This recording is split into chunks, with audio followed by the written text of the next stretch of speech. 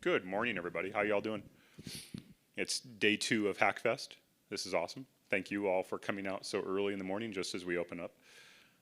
Looking forward to a great day. The great part is we scheduled this particular session right as Boise State, Utah State kicks off. So these are the diehards. So thank you. So, the title of the talk is 30 years in 30 minutes. Hopefully fun. I'm hoping everybody on this session is going to have some fun. We're going to make it really interactive. Ask questions and so forth, and certainly a definitely provocative walk through a cyber career. So, over the years, as I've done this and I've advanced it, 20 years, 20 minutes, 25 years, 25 minutes. Please be aware of the fact that there's absolutely no frickin' way that I can turn around and get through 30 years in 30 minutes. So kind of the key truth out of this entire session is going to be my wife and my daughters love me, and everything else I tell you might be false.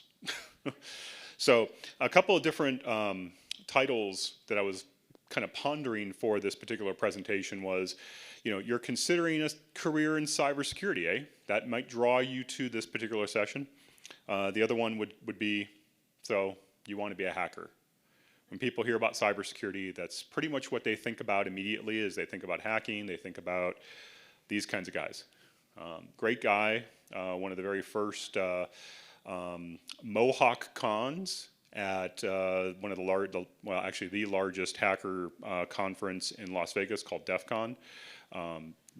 They raise money for charity by essentially creating Mohawks, and the longer and the higher your Mohawk, the more money you can raise.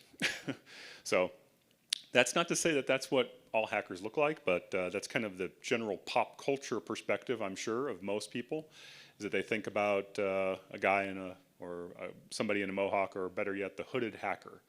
Well, one of the key things that I want to make certain we're talking about today is the other side of this.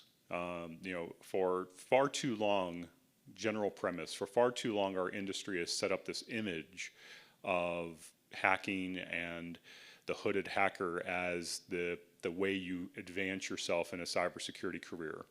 And the reality is that we need people who are actually on the other side, on the blue team, who are defending. And I'm going to show you through this presentation a number of different instances as to why. So we'll spend some time talking about that. Let me go through the agenda very quickly. If you can't tell, that's actually the movie poster from Sergio Leone's Good, the Bad, and the Ugly. But I'm going to go in reverse order. We're going to talk about the ugly first, of what's going on and what's happened over a 30-year career. We're going to talk about the bad. I'm going to try to wrap up with some good. And then I'm going to give you kind of a lean in on two key problems that are going on in the world, and some of the new trends that we're seeing and have been watching for some time. And then for those of you who want to stick around, I'm open to talking about career pathways, what Boise State can offer, how you can be impactful in your career, and kind of talk a little bit about what we're doing at Boise State. So I'm going to talk about me first. So I run the Institute for Pervasive Cybersecurity here at Boise State, and we do really 4 key things, and you can read those up on the slides. I'm not going to spend a lot of time on this, but in short, we're trying to affect a lot of great things across the industry, and a lot of great things for Boise and for you all as students if you're interested in getting a career in cybersecurity going. But probably more than anything else about me, you'll recognize very quickly is that I'm old, and I've been doing this a while, and so I like to grab that meme of Grandpa Simpson and the old man yelling at the cloud. So I use this almost as a way of saying to myself more than to you that I don't want this to break down into me standing up here and ranting. It's too easy, and it's far too common. So instead, my goal is to really present some facts, present some data, let you see what we're up against and what we've been up against, and be able to give you some perspective on what we can do to change that. One of the things, though, before we do get started, as I said, I've been doing this 30 years.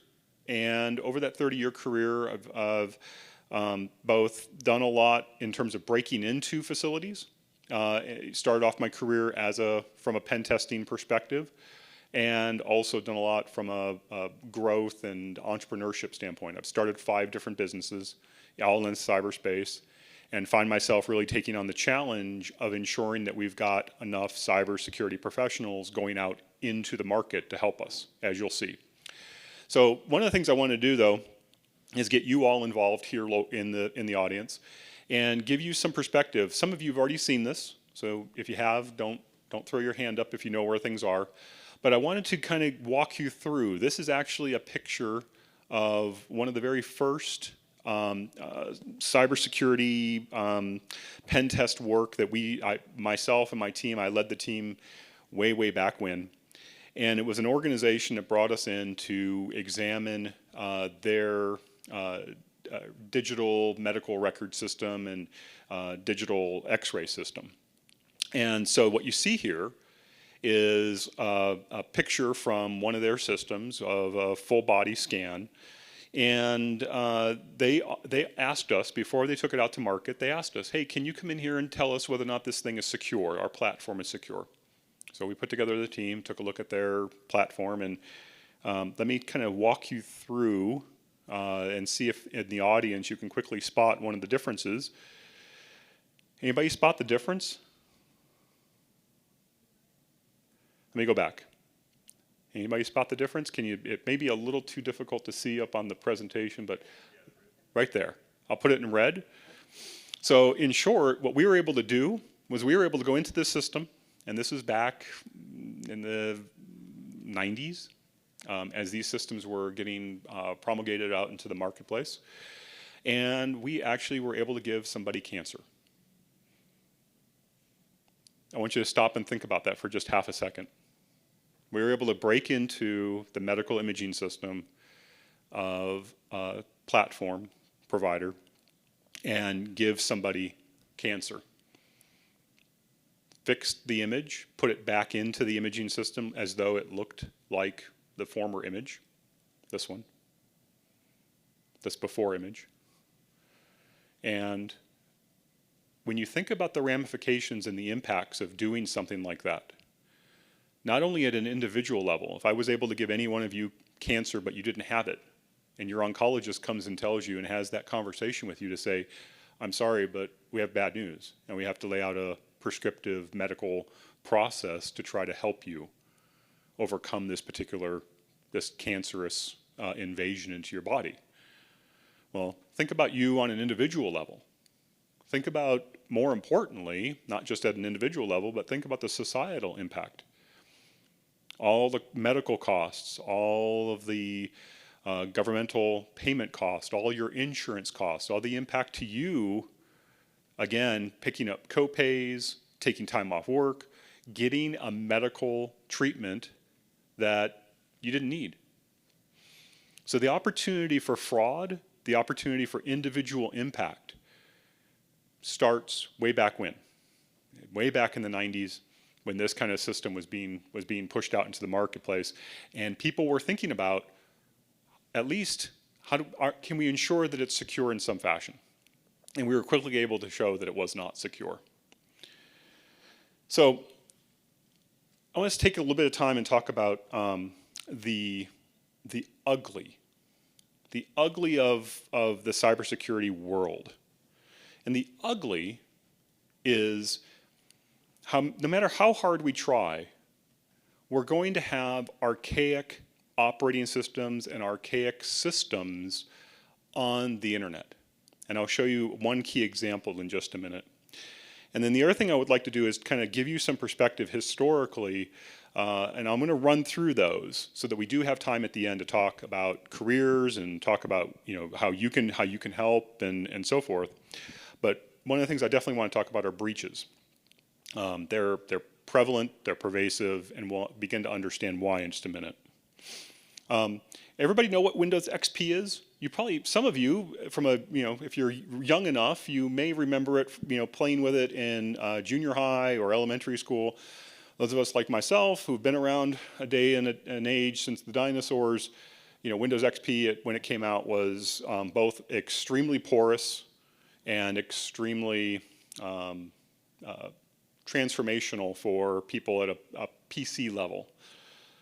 Here we are. I actually just took this off of Shodan. Shodan is a cybersecurity-oriented search engine that you can use to go find systems out on the internet and go find open and available ports, and it's a way for penetration testers to try to begin to understand what's out there and what the threat landscape looks like. But these are two systems. I'm hoping that they're honeypots, meaning that I hope that they are systems that have been set up to actually draw hackers as from a research standpoint or just purely from a deflection standpoint. I didn't get a chance to go through and actually test whether or not these systems are live and they actually are sitting out there not as honeypots, but I certainly hope that they are, because if they're not, gadzooks. Think about the ramifications of something as old as Windows XP still sitting out on the internet and the potential impacts to this organization.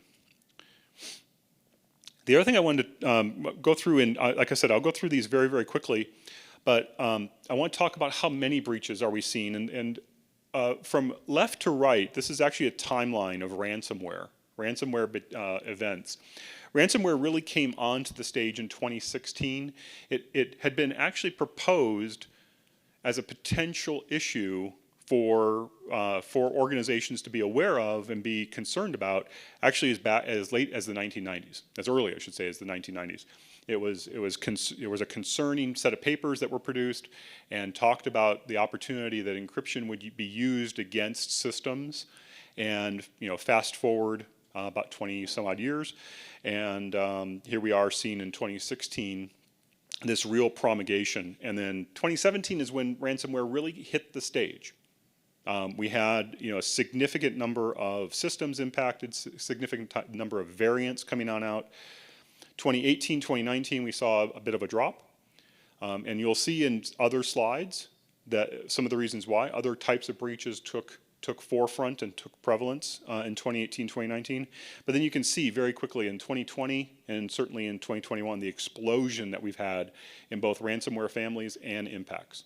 So significant in terms of what's going on, how many different families of ransomware are being produced, and how they're impacting organizations.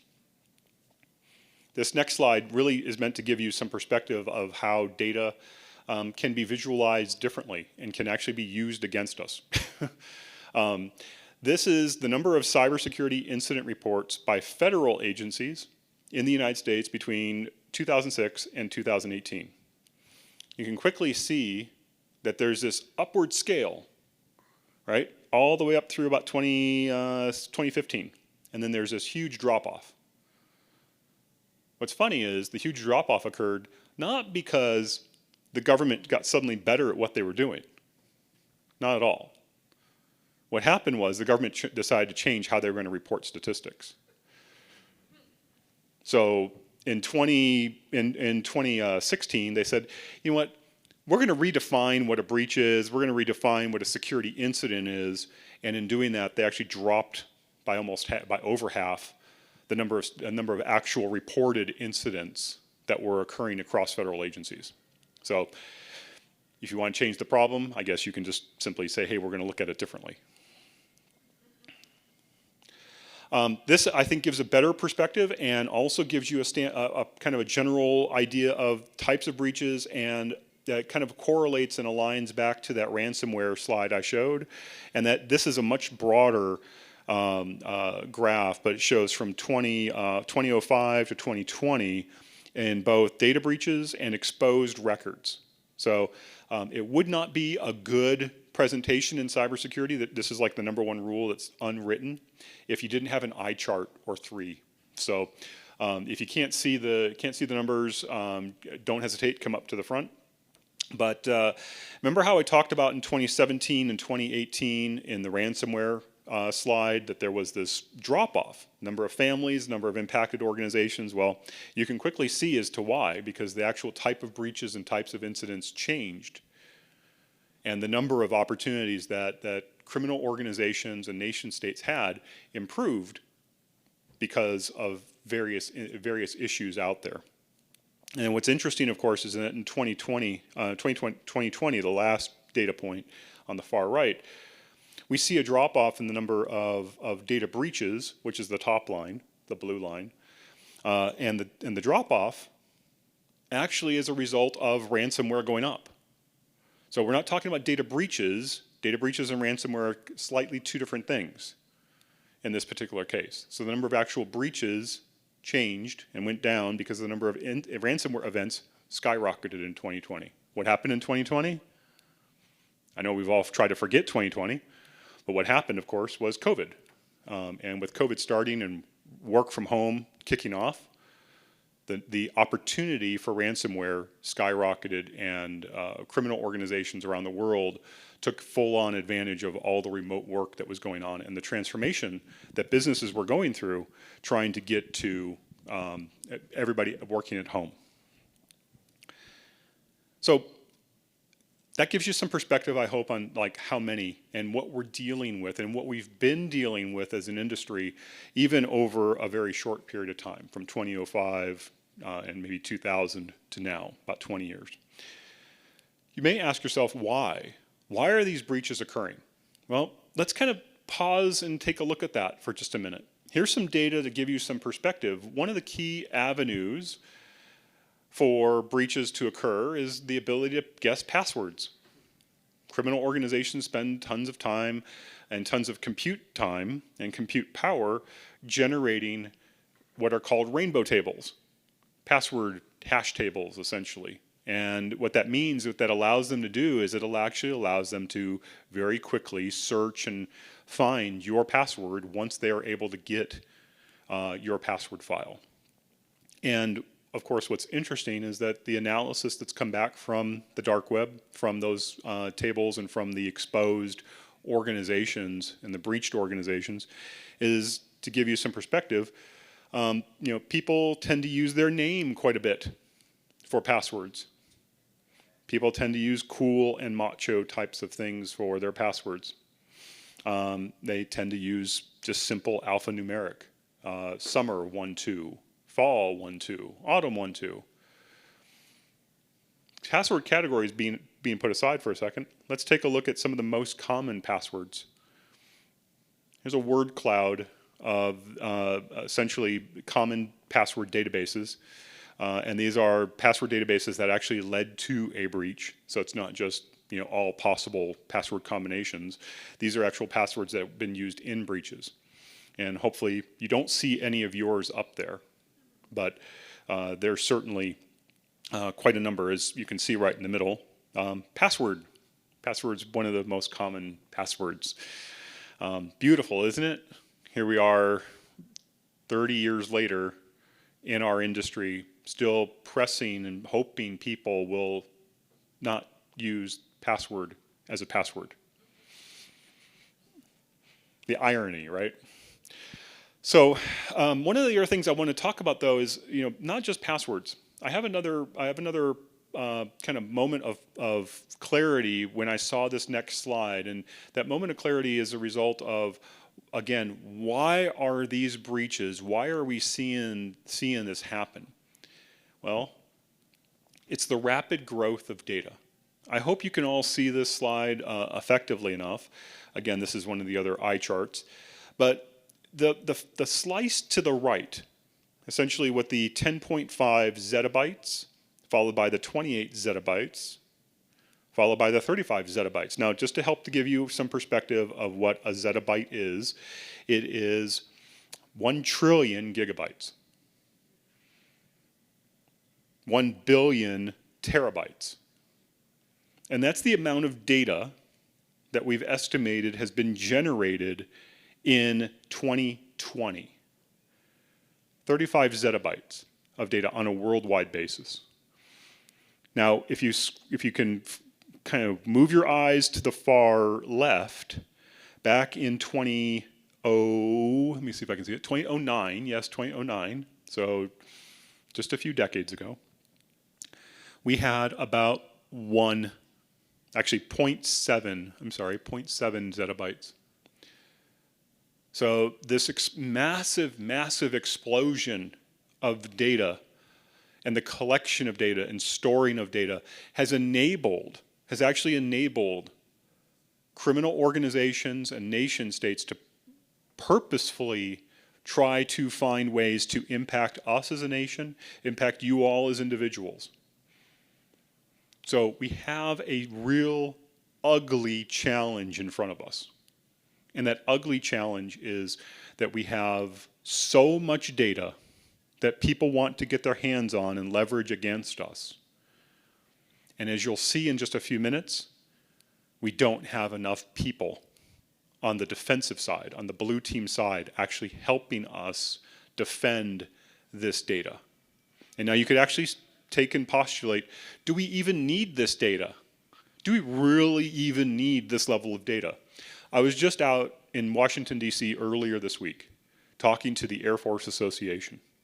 And it was the Air Force, it was industry, and Boise State was the only academic organization included into this conversation. And one of the things that I postulated to the entire room was, do we really need the level of data that we are collecting? And why are we collecting it? Have we actually asked that particular question rather than just simply saying, hey, we need as much data as we can so that we can do something? AI, we can AI it. Okay, what are we going to do with that? Other than enable Skynet, potentially. So, as I've said, why are breaches occurring? Well, it's not just the timeline of breaches. It's not just the fact that we're giving, criminal organizations, nation states the opportunity because we're yet to move systems off old archaic OSs. It's not just because of the level of data. It's also because of the number of openings.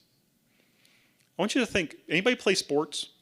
Any sports whatsoever, maybe esports even. You play video games, right? I used to. I stopped. I'm a recovering gaming addict. Think about going into your favorite video game or playing your favorite sport with only a third of your team against a fully equipped team on the other side. Not only a fully equipped team, but a professional team on the other side.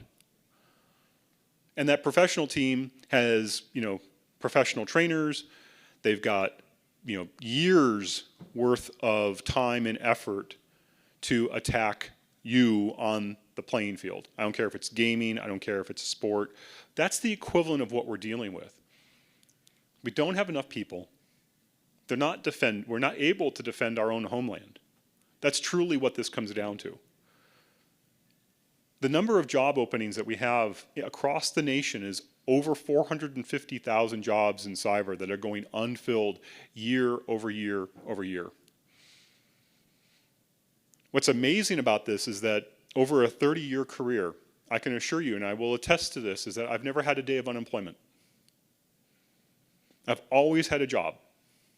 Through every single economic recession, near depression that we've had, there's always a need for cybersecurity professionals.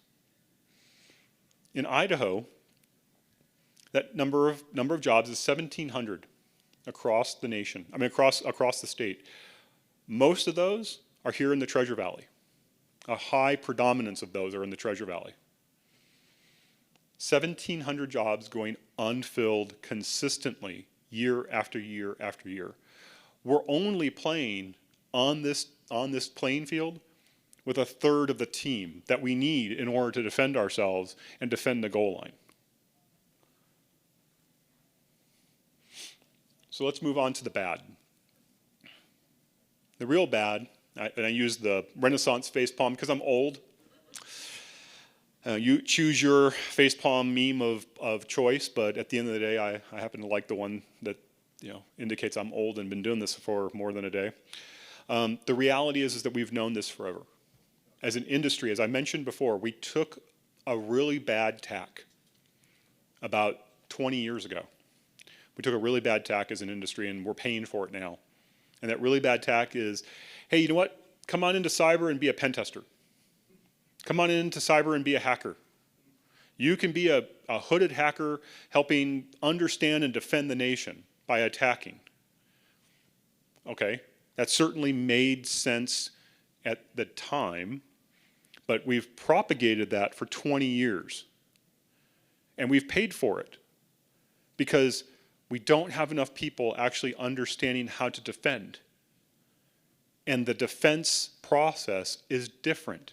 It's functionally different than the attacking process. It's actually much harder. Defenders have to be right all the time. Attackers only have to be right once. And that's really the key issue here, is that from an attacking standpoint, if I've learned to be a pen tester, I've learned to break into something and I throw up my hands and I say, hey, look, let me celebrate me over the fact that I broke into this place. And then the place, that organization turns to its development team or turns to its IT team and says, well, now fix it. And the fixing and the actual defending is a much more worthy profession, in my opinion, having done it for many years. And it's a much more effective approach at the end of the day. So defenders actually have to understand how to break in and how to defend. That's the beauty of this. So we have to think about things both from how somebody could break in, but more importantly, how can I defend against it? We've also known for a while that these challenges are, as our data and as our avenues of opportunity increase. How many of us have phones? I actually walked into an elementary school about 2 years ago, pre-COVID, and I said to a whole bunch of pre-junior high students, I said, everybody pull out your phone. And sure enough, about 90% of them pulled out phones. I was quite taken aback. Knowing that my computer at that age had a 4 kilobyte memory space. Kilobyte, not megabyte, not gigabyte, not terabyte, kilobyte. And it was, tucked away in my room. But that aside, we've known about these things forever, and the number and opportunity for criminal organizations and nation states to take advantage of us have exploded. We all have phones. We all have multiple devices at home. We all have I know a great term. It's pervasive, right? It's pervasive. That's the challenge. And so I'm going to jump out of here, and hopefully you'll be able to go with me on this, because I'm going to shift over to, this is the untested side, so bear with me.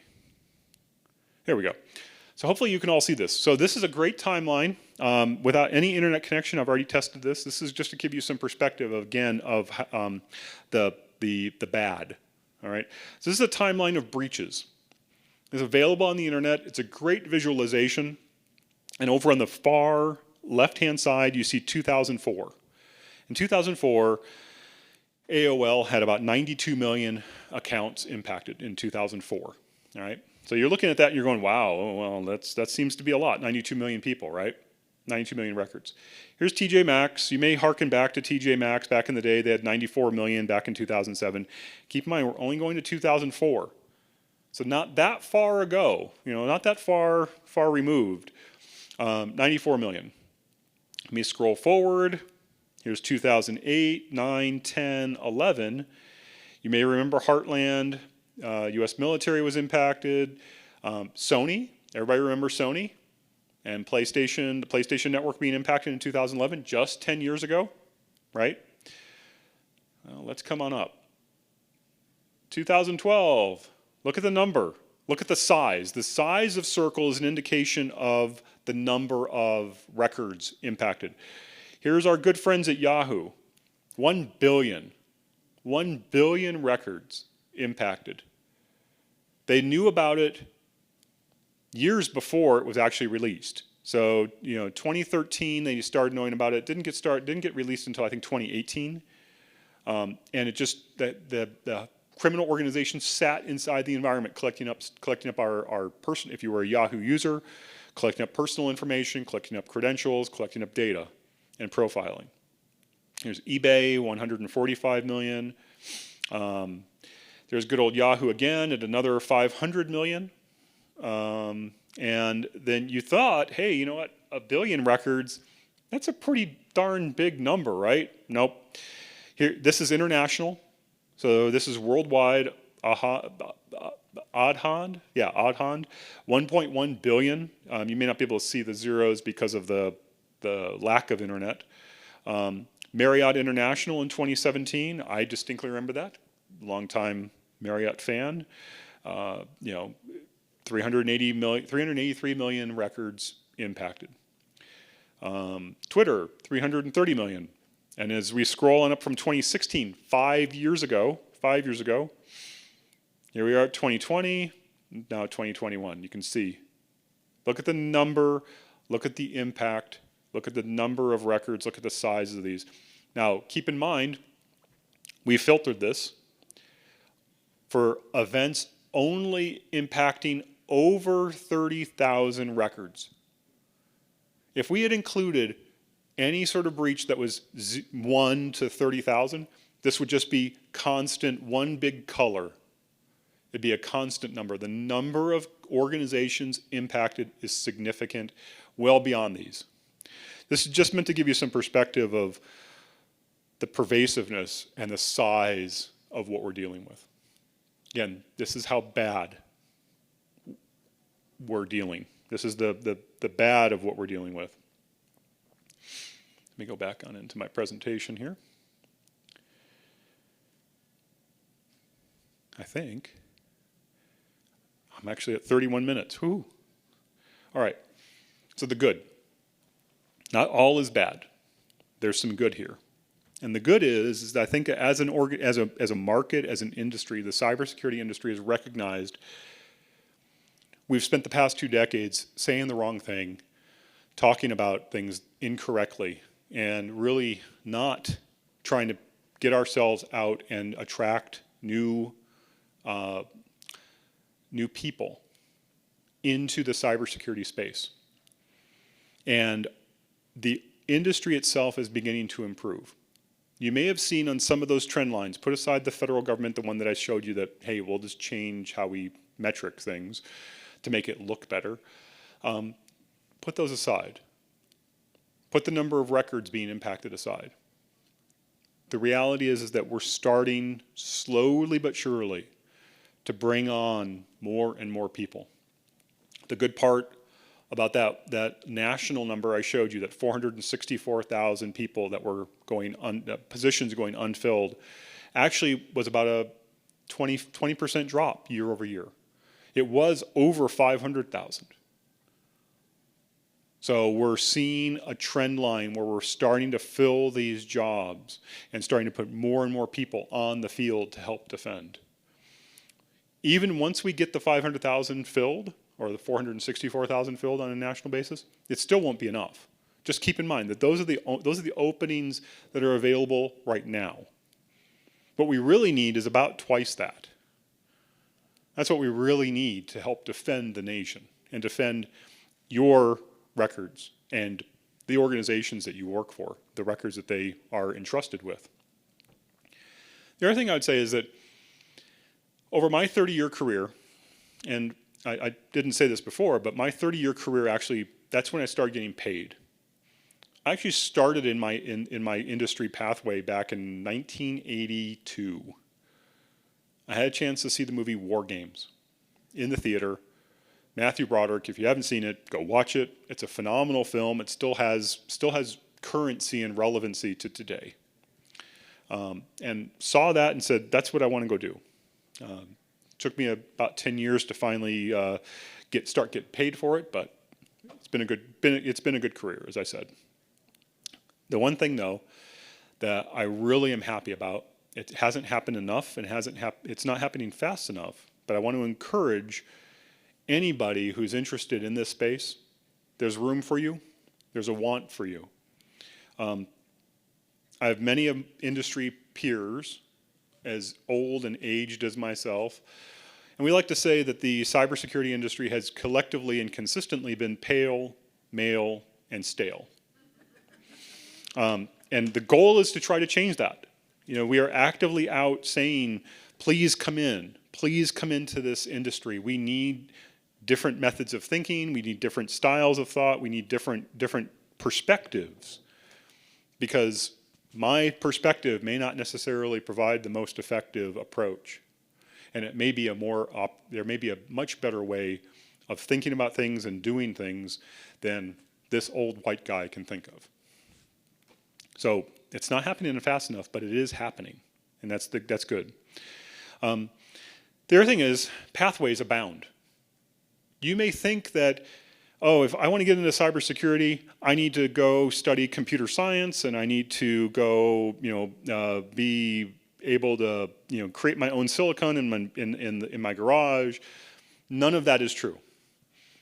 If you are a liberal arts minded person, if you are a psychology minded person, if you're a technical person, guess what? There's room for you in cyber. We'll get into that in just a little bit. There's room for you in cyber, irrespective. You do not need to be a computer scientist. You have to be curious, and you have to have knowledge of technology, but you don't need to be coding or be a calculus person, as we'll see. Before we do, though, I want to leave you all with two real problems that we're faced with. And this is, again, research that is going on, that we've been watching for some time, and we're seeing it begin to promulgate more and more and more throughout the marketplace. And the first one is essentially what we'll label brand jacking. Brand jacking is where criminal organizations purposely go through and set up fake-looking ads, fake-looking websites, and pull you through traditional social media or ad channels to their sites to set up and get as much information as they can from you. Let me give you this particular example. You're probably on social media and you see an ad for a mortgage company. And let's say it's a really well-known mortgage company that constantly is out there advertising in radio space and TV space and certainly over in social media. And the opportunity looks really, really good. So you click on it. And it takes you to this website that looks like and acts like and even has the little browser lock and everything else. All the little things that you've been taught through school and through your organization's training and awareness. Everything looks valid. Everything looks good. Asks you to go through and fill out this information, give us your name, your social security number, your address. Hey, we're going to give you a response on your mortgage in very, very short order. Just upload your W-2s, upload your tax statement, and we'll get you an answer in 48 hours or less. You do all that. Looks wonderful. You're going to take advantage of the opportunity that you have. You want to consolidate your debt. You want to do something. I don't care what it is, but this opportunity looks really, really good. So you give them all of this information. 48 hours goes by, nobody's calling. You suddenly reach on out to the mortgage company.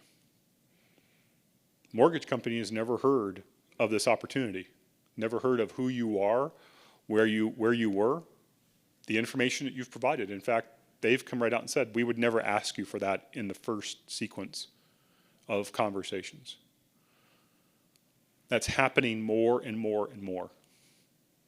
The opportunity that criminal organizations are seeing by essentially locking into how we as consumers buy and how we activate on taking advantage of opportunities and offers that are put forward to us. They're watching us. They're seeing us. They're wanting to take full-on advantage of what we do. Which brings me to the next problem. Criminal organizations are looking more and more not like the pop culture perspective, which is just a couple people sitting in a garage or sitting in a basement, again, hooded hackers themselves trying to break on in. No. Criminal organizations are well-funded. They are well-backed. They are well-organized, and they're specialized. And they continue to look like and act like corporations and organizations that you see and interact with on a daily basis. Except their goal is to grab as much of your data as they can, or as much of the organization's data that they're targeting as they can, so they can then sell it, monetize it, and continue their propagation. The entire approach is learning from and using the platforms that we see and interact with on a daily basis. Social media, customer service, fulfillment. All of these things are built into their criminal organizations, and they're purposefully building them these ways because they know that we as consumers act upon the methods and approaches that real organizations use to collect up our data. All right. So now that I've left you kind of in the space of, oh crap, now what do I do? Let me give you some perspective. Boise State's taken really strong approaches to try to make certain we put more and more people on the field. If you're interested in cyber, in any way, shape, and form, please come join us. I'm going to talk a little bit about the pathways and why you should pursue a career. So I'm past my 30 minutes, I know, and I want to try to at least leave a few minutes, maybe 5, for Q&A, see if anybody has any questions. I'm going to roll through these very quickly, but cyber has changed. Instead of wanting to be an individual impacting organizations, cyber is all about serving. Being part of the blue team means that you want to serve. You want to be a part of a community. Knowing that you're protecting not only your data, your family's data, your extended family's data, your community's data against the people that are purposely, actively trying to get it and use it against us. One other thing, you love learning. I wake up every single day in this industry and I've learned something new. Why? Because the bad guys are purposely trying to stay one step ahead of us. Actually, they're about 5 steps ahead of us, really. And we're just barely trying to catch up to those steps. What can you do with a degree in cyber? Well, as I mentioned before, you don't need to be a bit flipper. You don't need to be a computer scientist. You don't need to be somebody who has to go through calculus and differential equations. Instead, we need analysts and engineers. We need entrepreneurs, people who see a problem and are willing to put together a business and take the risk to go start something. I've done that 5 times and it's been very rewarding, no doubt. You want to be a lawyer. Guess what? If you're going to want to be a lawyer in any way, shape, and form, hopefully many of you don't. My daughter does, but maybe not everybody does. But understanding technology, understanding how to use it, understanding cybersecurity is a pathway into being a lawyer. You can also be somebody who's in marketing. You want to go focus on marketing or sales or business operations or finance. And the reason is this. Cybersecurity is oftentimes thought of as a job that I go and I work at St. Luke's or go work at Albertsons. The reality is that the cybersecurity industry, from a technology provider and technology space and professional services space, is a multi-billion-dollar industry. They need business operations people. They need finance people. They need marketing people. And if you can understand cyber and understand the terms and concepts of cybersecurity, you can, and you want to focus on marketing, and that's what your career is, you can very easily get a job in cybersecurity, knowing the terms, knowing the concepts, knowing the avenues, and knowing the adversaries. Ultimately, I always like to leave this in. What makes a good cybersecurity professional? You treat people with respect. I'll sum it up this way. You're humble, you're hungry, and you're smart. You're humble. You treat people with respect. You're hungry. You're constantly learning, constantly wanting to know more. And you're smart. I don't mean IQ smart. I mean people smart, EQ smart, when I say that.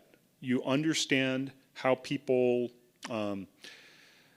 act, why they act a certain way, and you're there ultimately to help them. Next couple of slides I'm going to show really quickly, just to give you some perspective of what we're trying to do. We recognize that there's no singular path to success. In cyber, you can come from anywhere. You can come from a high school graduate all the way through, you're just wanting to go get some knowledge and skill development. You just want to go back to school and get some additional learning. And the opportunities in the workplace abound. For-profit, non-profit companies, state government, national labs. INL is constantly hiring. They're constantly looking for people. And then, of course, employers outside of Idaho are now looking to Idaho as a source of a cyber workforce. Our general perspective at Boise State kind of aligns to two pillars. Our curriculum, our great curriculum structures, as you'll see in the next slide, talk about knowledge and help you learn the necessary knowledge. And then we also have structures like at the Institute and elsewhere where you get competency. You get competency through simulation development and also going on out and building your skills, building your competencies before you graduate in real world situations, real world environments. This is a great slide because this helps. When I show this slide to other academic institutions and I show it to organizations around the country, they kind of stop and pause and they go, Boise State has all of this in cyber? And the reality is yeah, we do. We have a complete curriculum stack, certificates all the way up through a PhD in cybersecurity. We are in a handful of universities at a national level who have this capability and have the quality of instructors and the quality of systems to be able to activate a workforce across all of these different areas. All right, I got a few minutes left. I hope that was helpful. I'm open to questions. Again, my name's Ed Vasco. I'm the director for the Institute for Pervasive Cybersecurity. My contact information is there. If you have any questions, please reach out. Looking forward to any sort of conversations. Any questions? Wow. I left everybody speechless or bored. That's wonderful.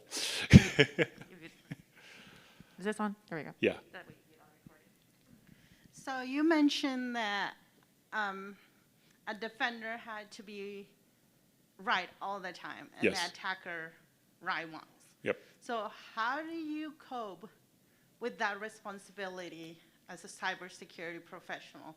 Like, do you lean on your team, on your management team, on who to cope with that such a responsibility? That's a wonderful question, and that's exactly, you hit the nail on the head. It's about the team. It's about the community. So, and it's about this changing mindset.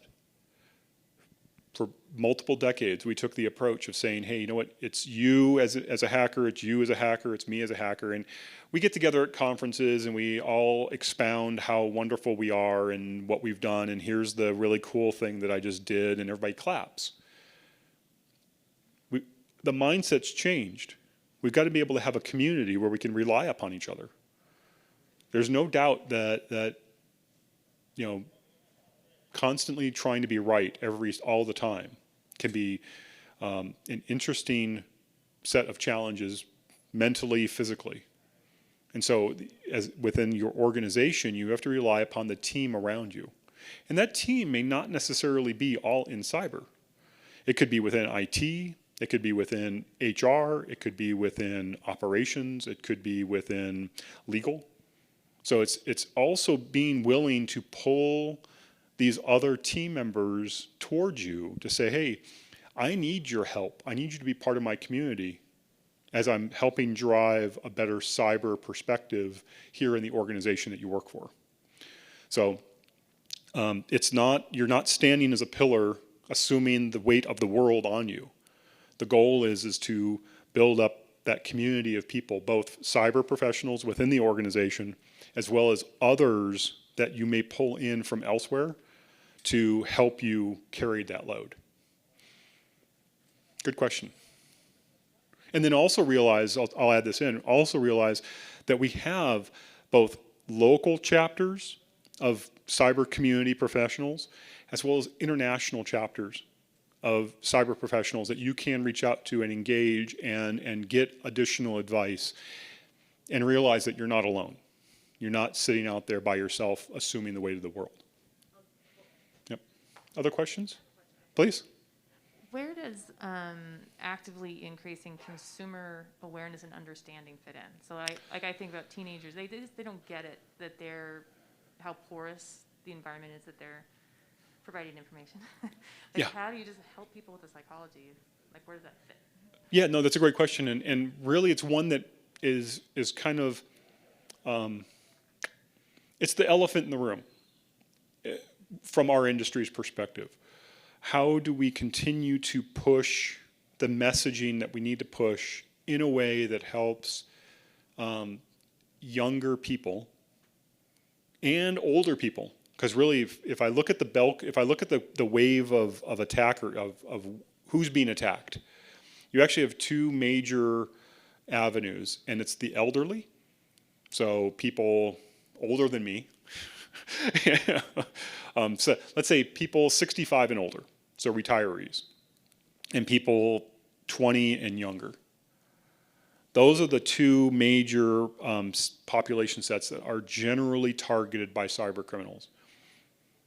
On the youthful side of that attack curve, it's predominantly because they're technology aware and they're privacy agnostic, meaning they've grown up in a space where privacy is no longer a concern to them because they have everything online.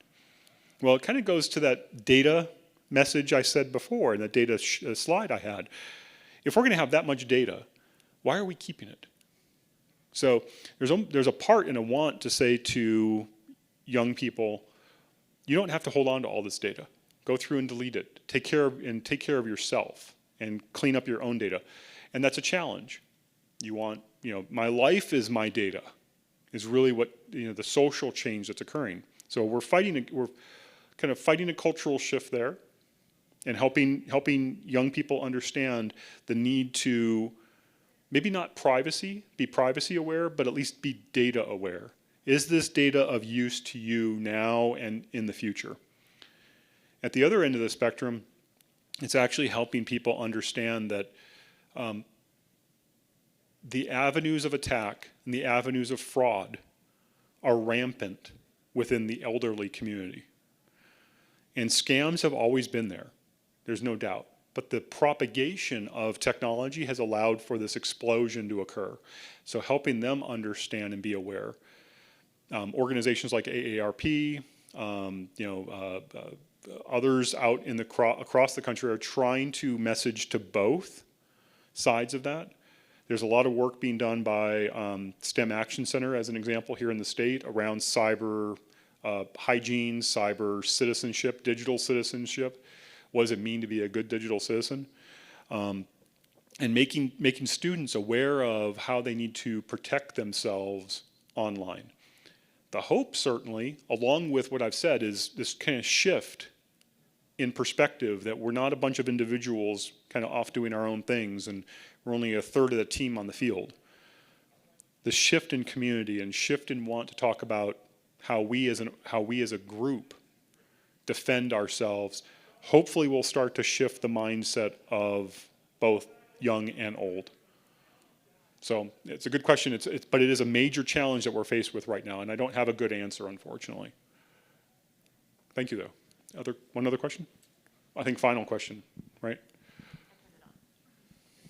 I'm wondering about the massive increase of processing that 5G technology can do with other countries. Does that give them an incredible edge in terms of their, and I imagine the armies would be computer scientists to countries like China are just producing with that technology. I just imagine that being how do we protect ourselves from that? No, it's a great question, and it's one that I laughed when you said 5G, is because that was actually one of the key pillars of this Air Force conference I mentioned that I just came back from. And the reality is that technology is being pushed into the marketplace. Its applications are still being determined because of the transformation in speed and functionality. So, 5G takes us from kind of where we sit right now with LTE and 4G tech, and suddenly makes your phone as though you were sitting at home on your hotspot Wi-Fi, and it kind of begins to say, why do we even need Wi-Fi at home? We can just activate everything around 5G and move in that direction. So this transformation, every single time that we have this transformation in speed and technology, there's not just a pillar of democratization, meaning enabling more and more people to use technology differently in their lives, but there's also avenues of data activation. And that data activation is exactly your point, is we're going to suddenly see this huge level of data collection. In fact, it's public knowledge. Our military service branches are looking at activating warfare and theaters of war using 5G, okay? And think about the type of data and the amount of data that can be collected on a worldwide basis, not just on a local national basis, but on a worldwide basis, both from a geospatial standpoint as well as from a ground-based standpoint. They're going to collect up this onslaught of data, and this was the problem I posed to them, is when we activate that particular kind of platform, there is going to be this massive explosion of data into the Department of Defense and into each military branch. Put aside the cost of that, because we can print money, okay? Put aside the cost of that, of storage and so forth. It's the analytics of why are we holding on to this data? And when I posed that question, nobody could actually answer it. Why are we holding on to this data? Let's set a term. We need this data for a month.